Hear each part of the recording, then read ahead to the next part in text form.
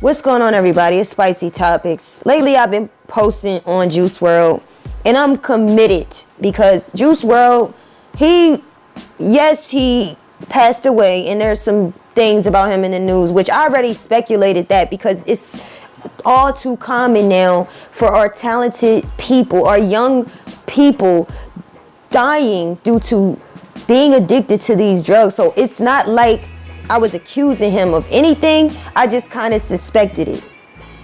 It was suspect. So here is a text that I think his name is Jonas Lucas put out from courtesy of Shade Room. Juice WRLD was 21. He was a product of our generation of rappers who glorified drugs and made it cool. I'm blaming y'all for this. All that lean and pills, glorify and talk about, you teaching the kids to do it. Shaking my head, you happy now? Rest in peace at Juice WRLD. Going too soon. Now, I have to say, I do agree with most of this, but I don't agree. Maybe I'm wrong because I did not listen to Juice WRLD's music. And that's a shame that someone passes away and then their legacy starts with certain people, but I just didn't listen to his music. However, I did hear when I listened to Lucid Dreams, okay, that sounds familiar. That was Juice WRLD, okay, bam. But one thing I don't agree with, I don't know if he glorified it, but I can't really say that because like I said, I didn't really listen to his music. What I did hear was what I'm about to play. He was trying to get out. He was looking for help. It's hard when you're addicted. I was addicted to cigarettes for a long time. I only recently realized that I have not smoked a cigarette in like four days, maybe longer, because I've been using the vape. And that's dangerous, they say.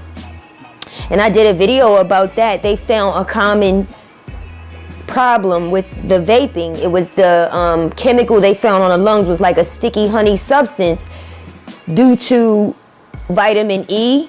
And that is good when you put on your skin or hair, but it's not good when you smoke it, and that's found in that CDV oil that people was putting it in there. Anyway, check this interview out of Juice WRLD. He was trying to get out of that addiction. That is nothing to play with, and I appreciate him for speaking out.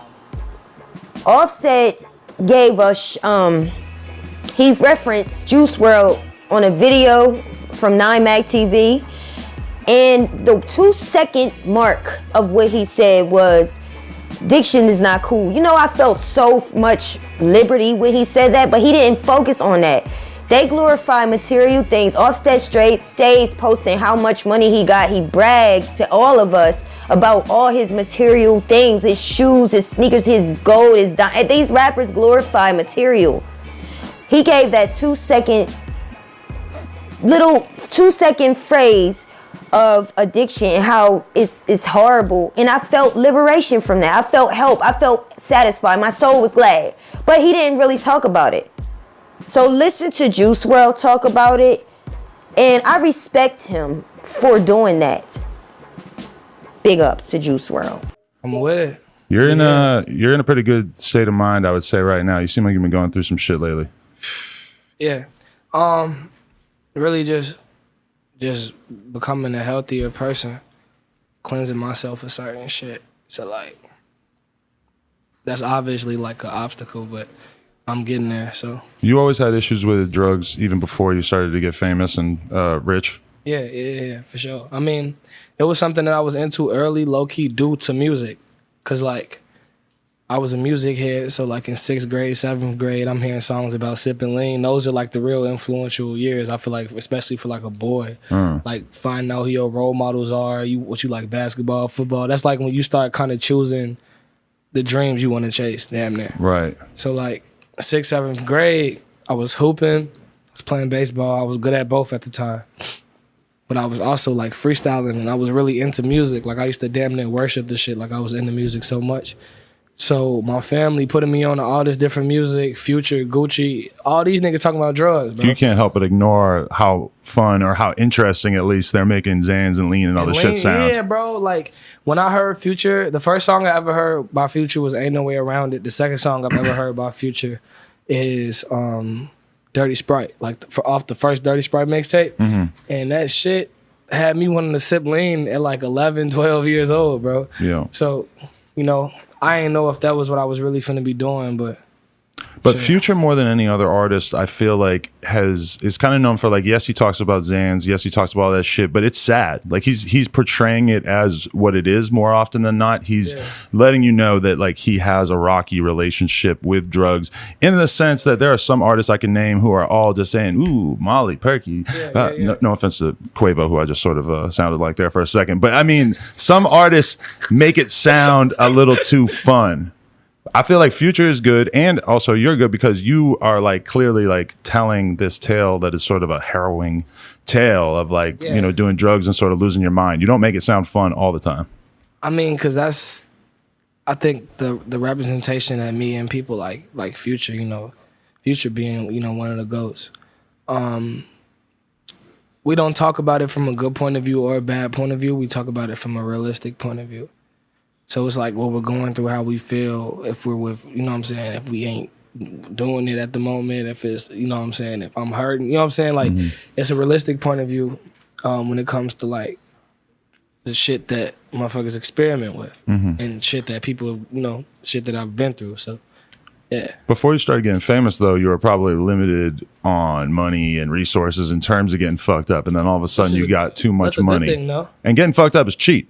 But all of a sudden... No, I mean, I feel like that's a good thing, because think about how burnt out I'd be if I had the resources to get high every... You know what I'm saying? Think about how, especially you discovering something new, you want as much as that as possible. All this shit got you feeling like... You know what I'm saying? Like, so, like, think about how burnt out somebody would be if they, from the start or whatever the fuck they doing, if they use it to the max from that... What? That shit'd be fucked up. Do you feel like you fell into that trap, though, as you started to get money and stuff, you just started to do more and more drugs and kind of let it get bad? Not to the fullest.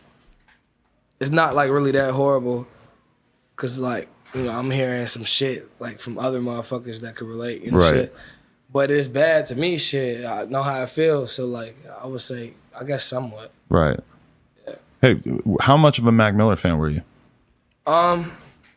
I went through like 3 Mac Miller phases while I was, you know, he was one of the main artists I was listening to.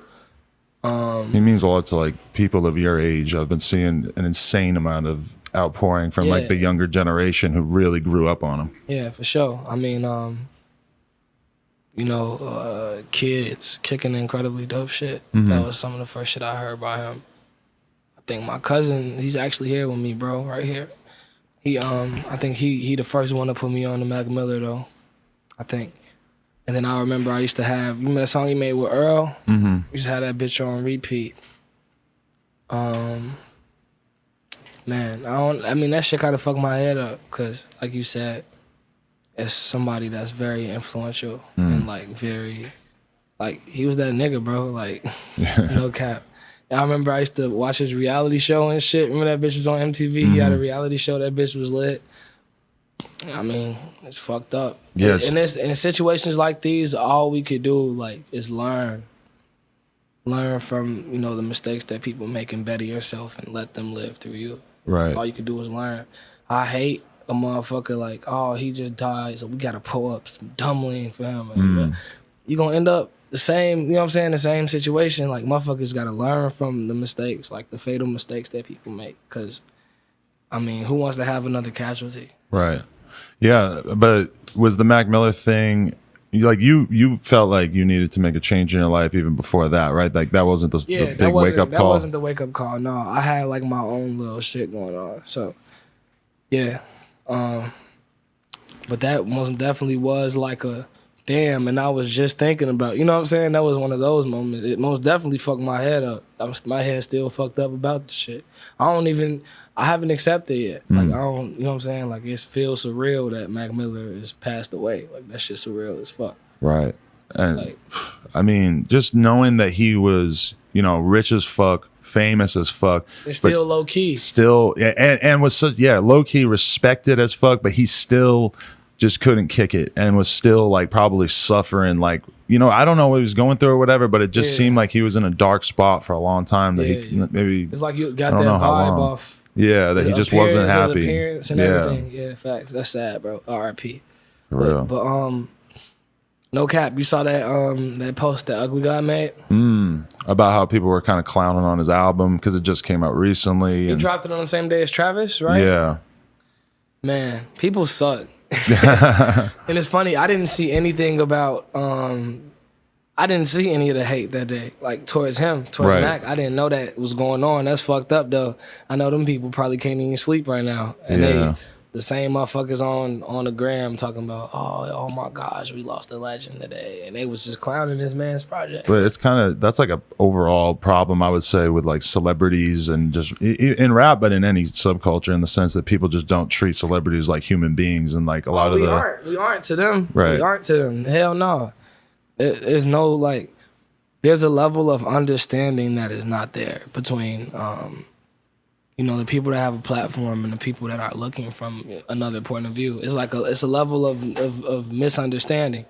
Like, I don't know. I mean, even in the industry though, like I feel like some of these labels be pushing these artists damn near to the point of death.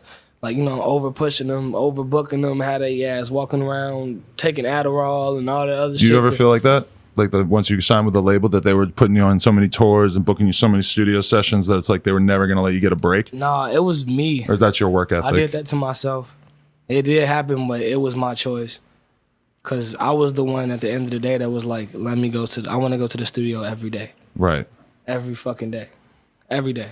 Sometimes I would have an agenda. Sometimes I would come and have to lock in with a producer, you know, like, oh, you should come here. Bro finna be here. Pull up, work with him. Cool. Right. I was planning to go anyway. So like every day. What is it that drives you to go that hard though? The love for music.